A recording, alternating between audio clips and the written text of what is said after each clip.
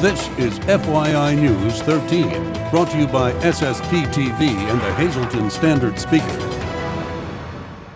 For your information, officials react from around the area about the possibility of refugee children who have crossed the U.S.-Mexico border coming to the Hazleton area.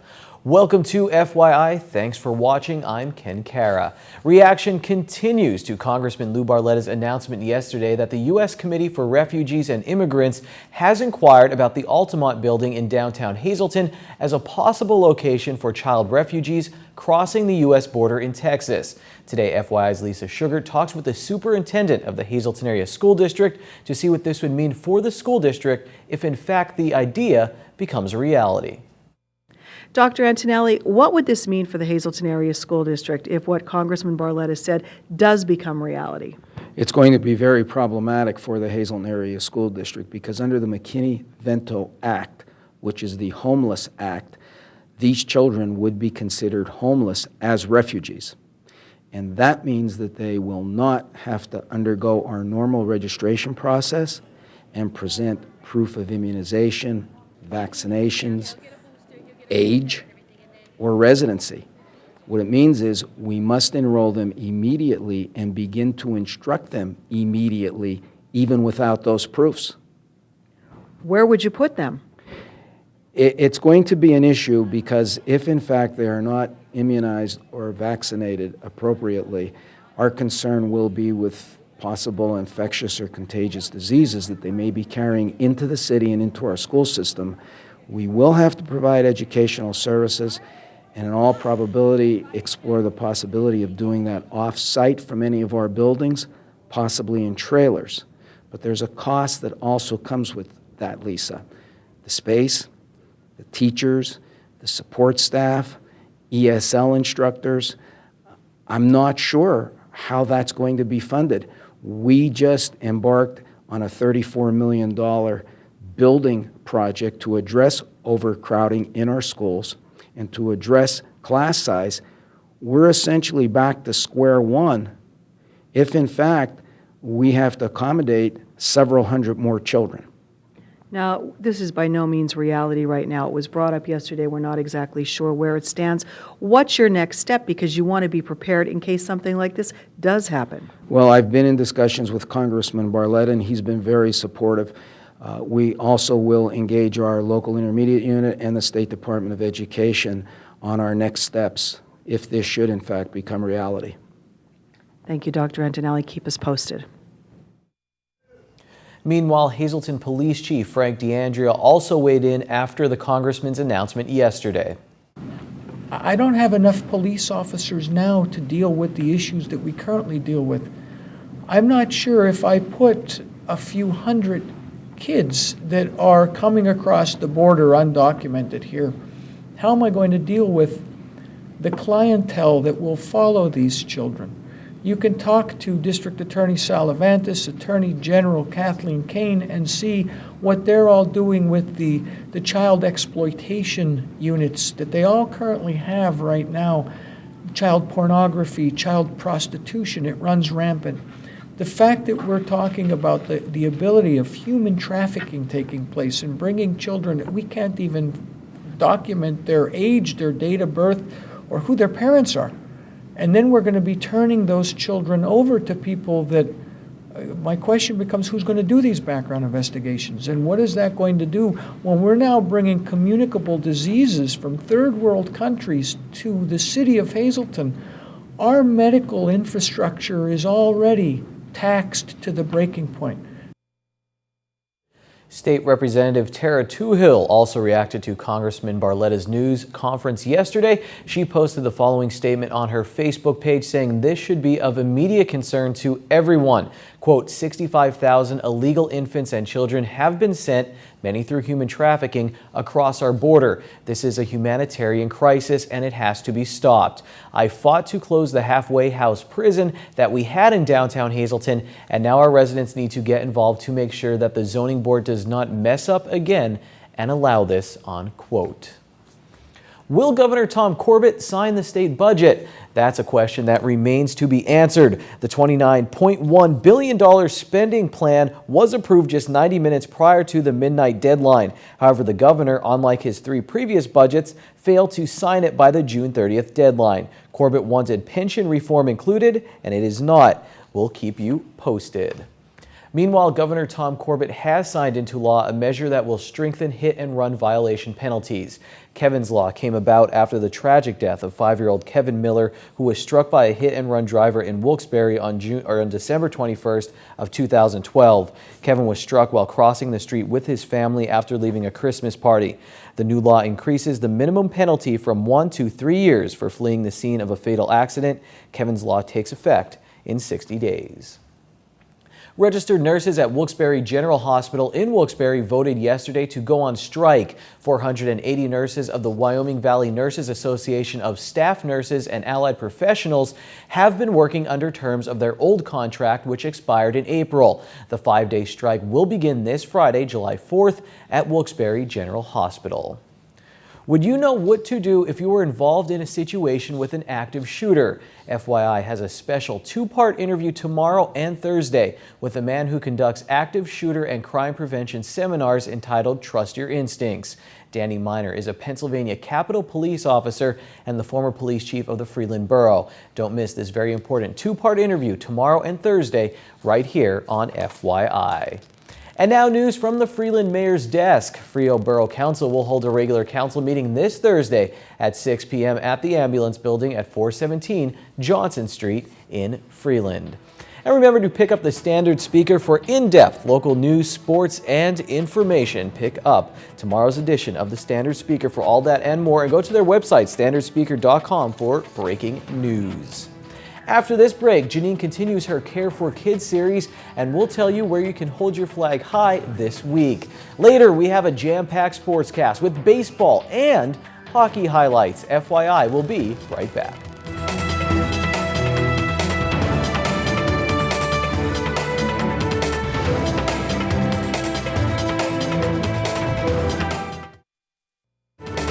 This is FYI News 13, brought to you by SSP TV and the Hazleton Standard Speaker. Well, thanks for joining us here on FYI. Every Tuesday, it's Care for Kids time. And you know, Loftus Figueri and Associates is a private foster care agency providing foster care and adoption service throughout northeastern Pennsylvania. And we've been making you aware of children that are available for fostering or adoption. And with me now is Yesenia Paguera, and she and her husband actually foster some children through Loftus Figueri and Associates. So thank you so much for being with us today. You're welcome. Now, we know that fostering and adoption is very special as a parent to foster these children, bring them into our homes, and possibly adopt them. What made you decide to become a foster parent? Well, being a foster parent is something that we've always wanted to do. Giving kids in need a home and affection is something that we need to do, like as a family. Mm-hmm. And right now we have 4 kids in our need, 2 years old, and 1 year old, and a 9-year-old. And how long have you been doing this for? Approximately like about 8 months. Okay. Yes. And what are the gifts that you get out of fostering these children? They have brought so many joy into our family. Like? I mean, having them around. My kids, my own kids are older now, and having little ones running around the house is a joy. How old are they? My kids? Your foster children? My foster children. One is 9. I have 2 2-year-old and 1-year-old. So you're very busy in the house. I am. The house is probably always loud and exciting. Yes, all Okay. kinds of toys. Okay. So what training and supports have Loftus and Figueri gave you as far as your family through this process for fostering? They had gave us everything you need to become a foster parent. They're always there for you. Mm-hmm. I mean, they take your hands and they guide you through the whole process. So if you have any questions with that many children too, that you could call them at any time, assistance with maybe behavioral issues, or if the children need any other special needs? And yes, they're always available 24/7. Okay. And what would your advice be for anyone out there watching who's thinking about fostering or adoption? Well, it's a wonderful thing to do. I'll tell everybody that can do it to go ahead and do it. I know it's a little bit overwhelming at the beginning, but then after you go through the whole paperwork and everything, it's wonderful. Well, thank you so much for sharing your story. And I know that we're touching hearts and lives out there. We're here every Tuesday talking about adoption and fostering here on FYI. Time now for FYI News 13 weather.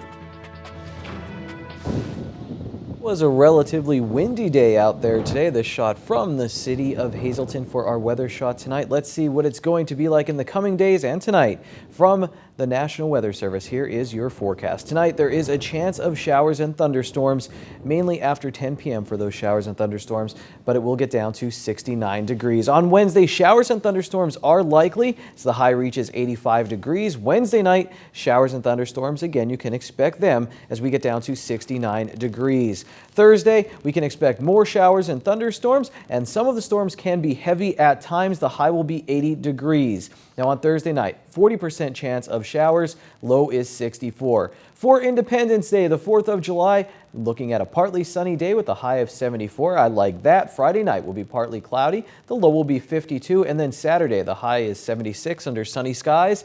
And Saturday night looks mostly clear with the low at 53.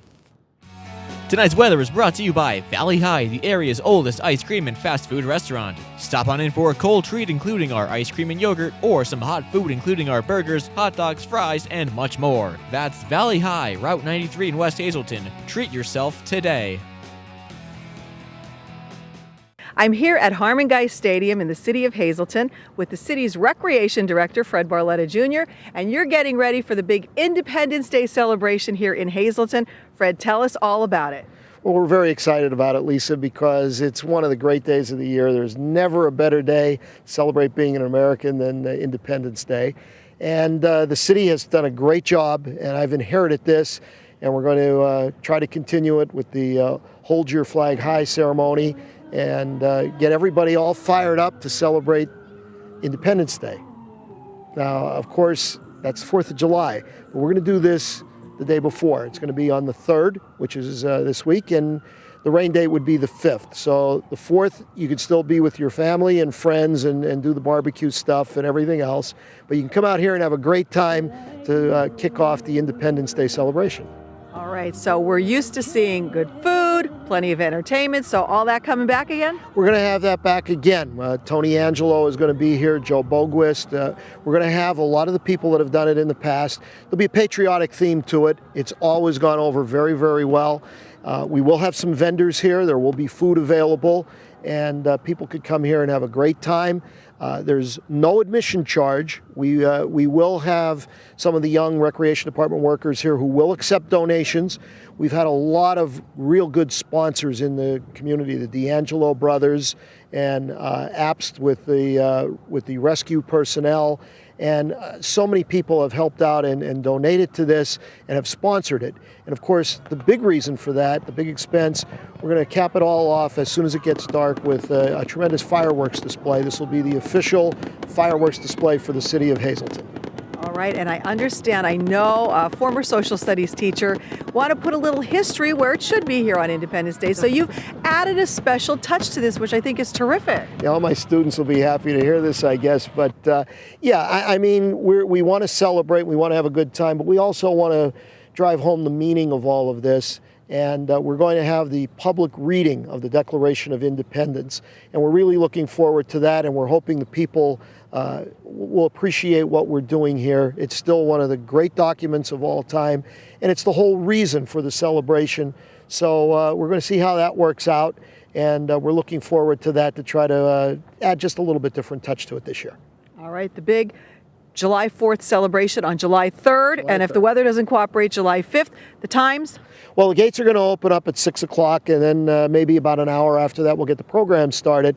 So people could come out early, get something to eat, and just, get together as a community. And if the weather cooperates, this is just a great place right in the center of Hazleton. Usually for the football games on Friday nights, but now we're going to put a little different twist, as we always do. Come out and celebrate being an American and being a Hazletonian right here at Harmon Geist. Couldn't have said it any better. Fred Barletta Jr. from the city's Recreation Department. Come on out on July 3rd and celebrate your independence. Pottsville is also partying this Independence Day weekend. The fireworks celebration will be held on Saturday, July 5th. The fun starts at 2 p.m. with a parade that will run from Progress Avenue to the rear parking lot of Union Station. At Union Station, starting at 3 p.m., there will be rides, games, food, vendors, live music, and more. Then over at Jalwan Park Amphitheater at 7 p.m., the 3rd Brigade Band will be performing. There will be beer and wine available at that location. Now, both locations will have a great view of the fireworks at night, and the event is being put together by Pottsville Positive Committee.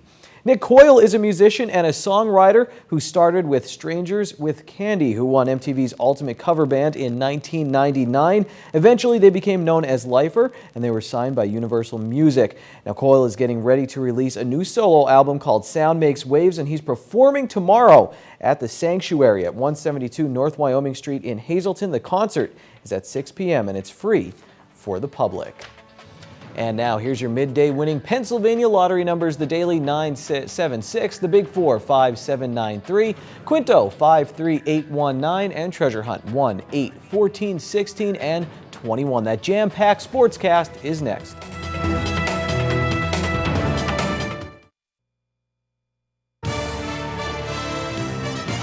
This is FYI News 13 Sports. The Valley East 11 and 12-year-old Little League All-Stars are one win away from the District 18 championship. Last night, the Eastsiders knocked off Towamensing 6-1 at home in the winner's bracket final, putting them in the driver's seat in the District 18 playoffs. To move forward, Valley East had to stay back. While practicing, we've had coaches throw like curveballs and all the junk pitches to keep us back on the ball for curveballs and stuff like that. 3 home runs sent Valley East into the championship round. Richard Green hit the first to lead off the top of the second inning. In the top of the third, Chris Wolk and Aaron Mason got things started with singles, and Alex Kubishin made sure they got home safely with his 3-run blast, his 4th of the All-Star playoffs. Later in that inning with 2 outs, A.J. Jordan, who I call Air Jordan because he does stuff like this, hit a 2-run shot to close out the scoring. After the game, Green and Kubishin had similar stories. He was throwing me curveballs the whole time, and the first pitch, he gave me another one, and he hung it, so I just swung. No, it was gone as soon as you left your bat? No, I didn't think it was gone. I actually thought they were going to catch it. I was just trying to pretty much get a hit, and I drove it out. I thought it was a pop fly to center at first, but then I just, Were you hustling the whole way, though? Did you think it had a chance? Or? At first, I was hustling, and then from that point on, I thought, it's gone. What do you know what kind of pitch you saw? Was it a fastball? Or? It was a curveball, but it hung right down the plate, so. Towamensing still had their chances, but Valley East starter Alex Admentler kept finding ways to stop their rallies. Admentler struck out 9 batters in the game. After a leadoff walk in the bottom of the 6th, Gabe Collier came on in relief and struck out the next 3 batters, throwing all fastballs to do so. I was just breathing in and out, just thinking nothing, just look at the glove and worry about the batter, nothing else. After staying back in this game, Valley East now gets the luxury of standing back and waiting to see who they'll face in the championship round.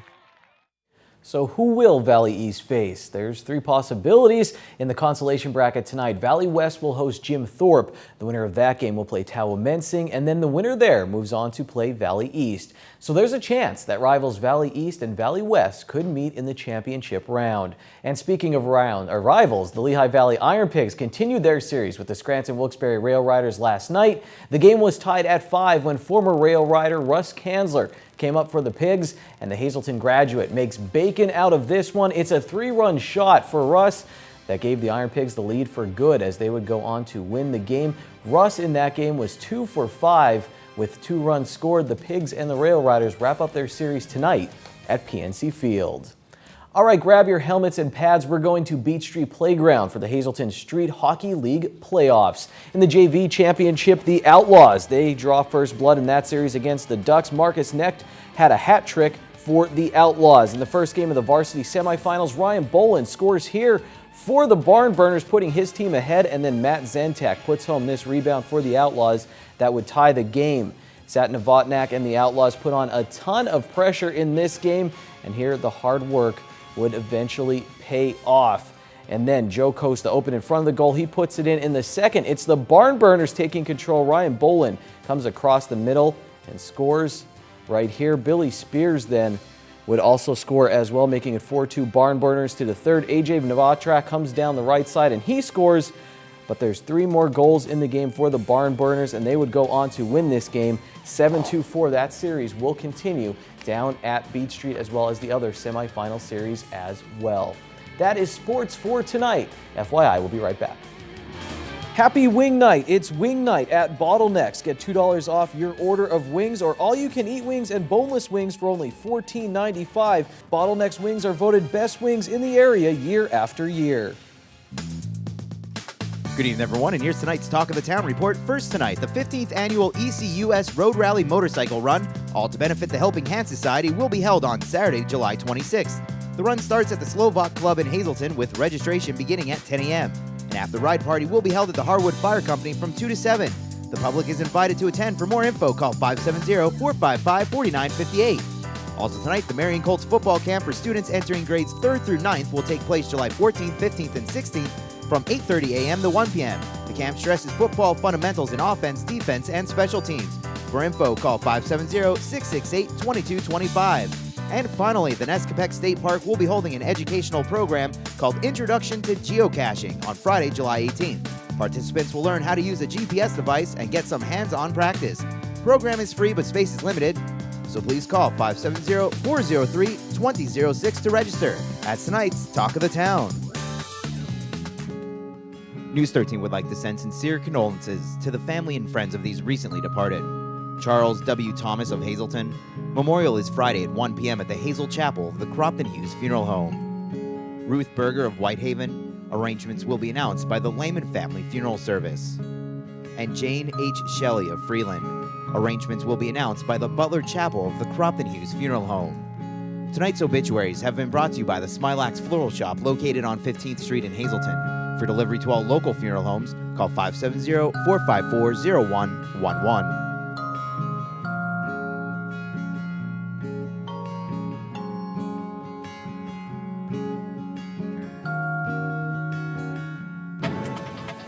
Attention pay-per-view subscribers, if you see your name right now on News 13, you'll have 13 minutes to call in and win a free movie from Service Electric Cablevision. Our winner tonight is Amanda Conahan of Beaver Meadows. Amanda, if you're watching, give us a call right now, 570-459-9813 to win your free movie. Starting tomorrow on FYI, we will have a list of fireworks shows going on all around the area, so stay tuned for that and much, much more in the coming days on FYI. Until then, take it easy, everyone.